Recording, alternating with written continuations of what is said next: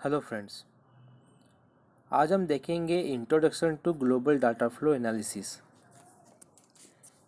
Data flow analysis university exam में आने वाला बहुत ही इम्पोर्टेंट टॉपिक है। डाटा फ्लो एनालिसिस एक ऐसी प्रोसेस है जिसके अंदर हम डाटा फ्लो इंफॉर्मेशन को कलेक्ट करते हैं ऑप्टिमाइजिंग कंपाइलर के लिए। ऑप्टिमाइजिंग कंपाइलर वो होता है जो कोड ऑप्टिमाइजेशन की टास्क को एग्जीक्यूट करता है।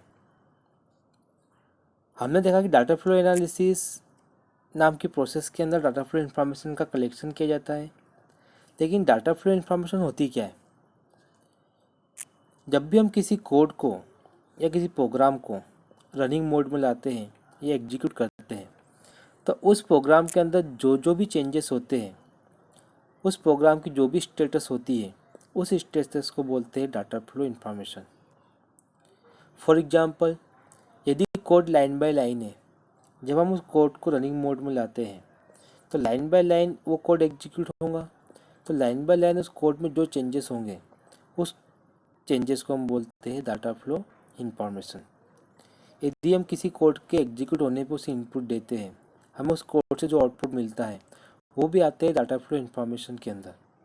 तो टोटली यदि हम बोलें, किसी भी प्रोग्राम के या कोड के रन होने पे जो भी स्टेटस में चेंजेस होते हैं उसे हम बोलेंगे डाटा फ्लो इंफॉर्मेशन।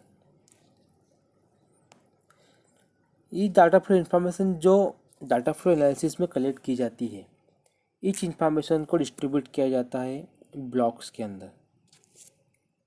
या ब्लॉक से मतलब होता है बेसिक ब्लॉक से। बेसिक ब्लॉक हमने पिछले लेक्चर में पढ़ा है कि बेसिक ब्लॉक मीन्स होता है सीक्वेंस ऑफ कोड। यदि हमें बेसिक ब्लॉक के बारे में और डीप में जानना है तो आप पिछला लेक्चर वीडियो भी देख सकते हैं, या फिर गूगल में प्रोफेसर जेएस यदि हम सर्च करते हैं तो professor.js.com नाम की वेबसाइट सामने आएगी। उस वेबसाइट में कंपाइलर डिजाइन नाम का टॉपिक है। उस टॉपिक के अंदर बेसिक ब्लॉक करके एक सब टॉपिक दिया गया है। तो अभी हमने क्या देखा कि डाटा फ्लो इंफॉर्मेशन को डिस्ट्रीब्यूट किया जाता है बेसिक ब्लॉक के अंदर। अभी बेसिक ब्लॉक कहाँ होते हैं? फ्लो ग्राफ्स के अंदर। Each basic block in the flow graph. अब यदि हम फ्लो ग्राफ की बात करें तो फ्लो ग्राफ एक सिस्टमेटिक अरेंजमेंट बताता है बेसिक ब्लॉक्स का। Basic block means sequence of codes. अगर ये सीक्वेंस ऑफ कोड्स है, इसका मतलब इसके अंदर एक प्रॉपर अरेंजमेंट भी होगा। तो बेसिक ब्लॉक के प्रॉपर अरेंजमेंट को दिखाने के लिए फ्लो ग्राफ का उपयोग किया जाता है। डाटा फ्लो इंफॉर्मेशन बहुत ही नेसेसरी होता है कोड ऑप्टिमाइजेशन के लिए। डाटा फ्लो इंफॉर्मेशन को कलेक्ट करने के लिए हमें एक इक्वेशन को सॉल्व करना पड़ता है। यदि हमें इस इक्वेशन का सॉल्यूशन मिल गया, डेट मीन्स हम डाटा फ्लो इंफॉर्मेशन को प्रॉपरली कलेक्ट कर सकते हैं। यदि हम इस स्टेटमेंट को ध्यान से देखें तो इस स्टेटमेंट में दिया हुआ है O U T out S equal to G E N then S then union का सिंबल है, देन पेरेंथेसिस में आई एन लिख के एस, देन माइनस, देन के आई डबल एल ब्रैकेट में S. Here out is stand for output, S statement के लिए है, G E N generated statement के लिए है, यू यूनियन के लिए है, इन इनपुट स्टेटमेंट या फिर स्टार्टिंग स्टेटमेंट्स के लिए, किल उन स्टेटमेंट्स के लिए है जिनको हम एंड कर देते हैं। इस किल क्या है? आगे लगा हुआ है माइनस का सिंबल। एक्चुअली माइनस बताता है किसी भी स्टेटमेंट का निगेशन। अगर हम यहाँ माइनस देखें तो माइनस किल लिखा हुआ है, इसका मतलब वो स्टेटमेंट जिनको किल नहीं किया गया है।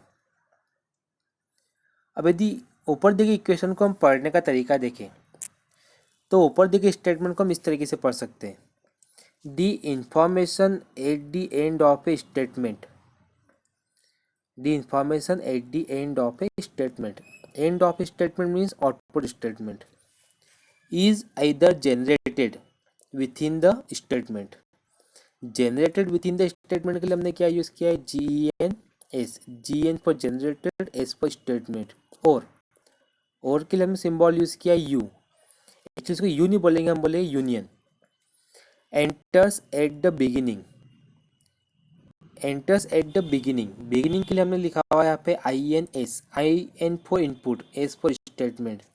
एंड इज नॉट, नॉट के लिए हमने पुट किया है यहाँ पे माइनस का symbol. Killed us control flow graph through the statement.